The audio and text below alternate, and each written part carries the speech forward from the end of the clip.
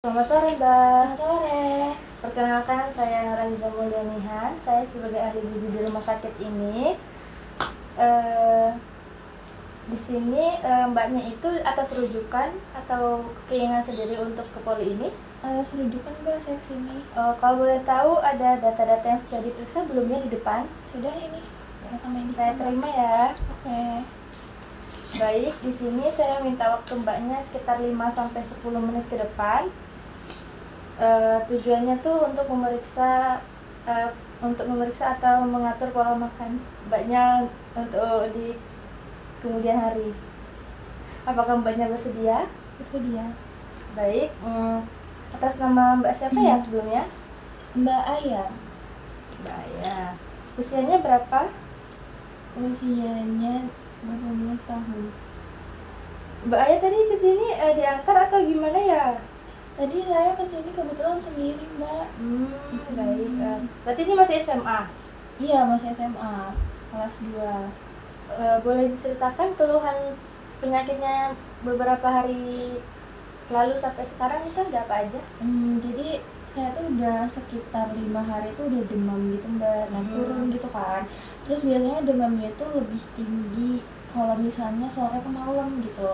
Terus udah gitu saya juga sering kayak mual, terus juga muntah. Itu sekitar 2 kali sehari. Terus saya juga kadang kepala itu pusing. Terus badannya juga kayak kerasa lemes gitu. Terus perut bagian atas saya juga nyeri kalau misal saya tekan gitu. Terus saya juga belum sekitar kayaknya 3 hari dan belum buang air besar gitu. Wah, lama tuh. Berarti sekarang Mbaknya masih demam atau enggak? Kayaknya masih sih. Baik. Boleh ceritakan pola makannya Mbak dari pagi sampai hingga tidur itu apa aja yang dimakan? Kalau misalnya pagi saya tuh biasanya cuma makan bubur gitu sih kalau akhir-akhir ini. Ada kayak buah gitu sayur-sayurannya? Buah paling itu saya seminggu tuh cuman 1 sampai 2 kali itu biasanya buah pepaya gitu, pepaya atau semangka gitu. Tapi setelah itu bisa ini buang air besar Mbak? Bisa.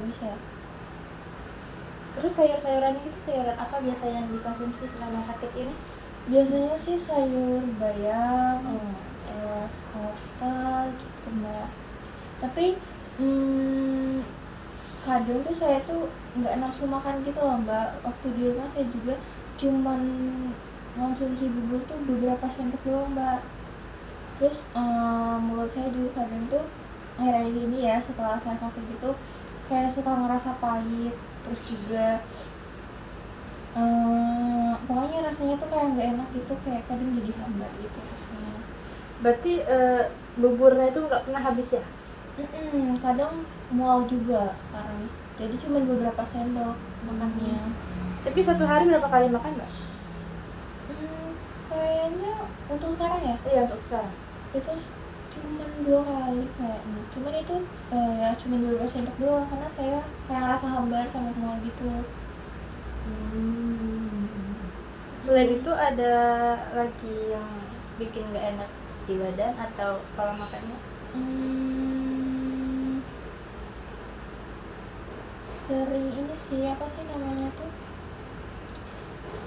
kalau keluhan sih nggak ada lagi ya Mbak. Tapi sebelum saya sakit itu saya tuh suka ini makan pedes sama makan makanan kayak gorengan yang berminyak gitu, kayak seblak, terus ayam goreng, ayam geprek kayak gitu.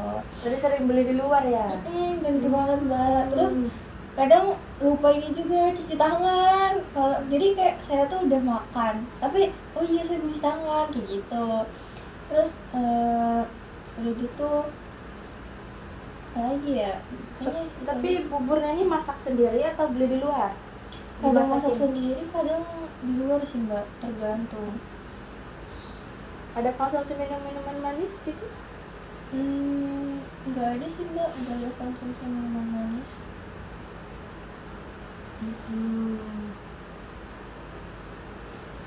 Di selama sakit itu ada penurunan berat badan gitu nggak? Ada sih, kayaknya terakhir itu saya tuh ngecek tuh berapa ya, pokoknya turun 1 sampai 2 kilo gitu loh mbak, yang kayak gitu.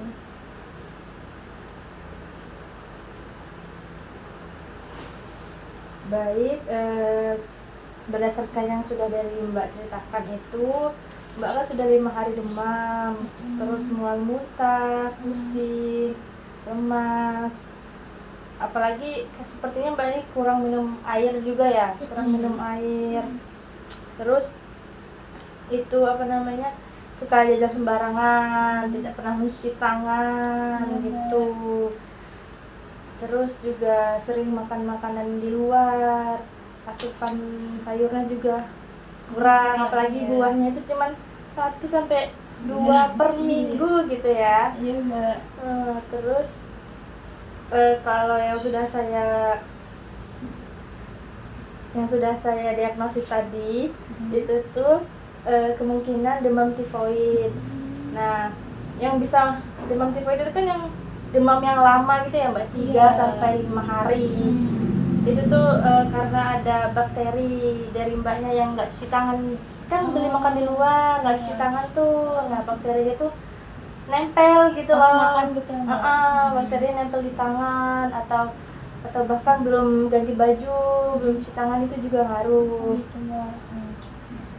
Terus di sini saran saya itu sebaiknya kalau beli makanan di luar tuh kalau bisa cuci tangan dulu setidaknya, walaupun di rumah makannya itu tuh nggak ada wastafel atau kamar mandi, mungkin cuci tangan pakai air yang udah di dalam botol gitu, kayak disiram air aja gitu tangannya gitu.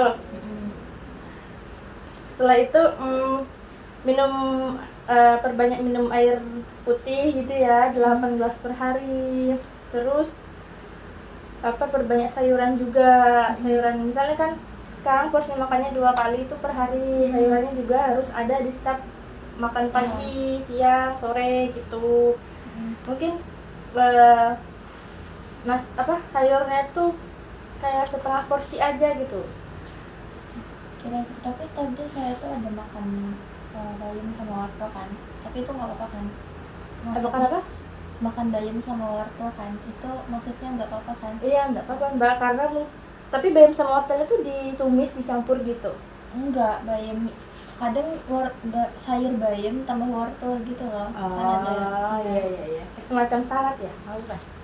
Kan. Oh iya Mbak. Ya itu boleh juga, asalkan ya setiap makanan itu pasti harus ada sayur-sayuran, mau sayuran apapun itu, asalkan ya sayur-sayuran dan buah-buahan biar seimbang. Terus juga ya itu tadi, cuci tangannya, jangan seringan makan pedas, apalagi kan bisa memicu perutnya nyeri tadi kan. Setelah ini ada yang ditanyakan? Tidak ada sih mbak, kalau dari saya.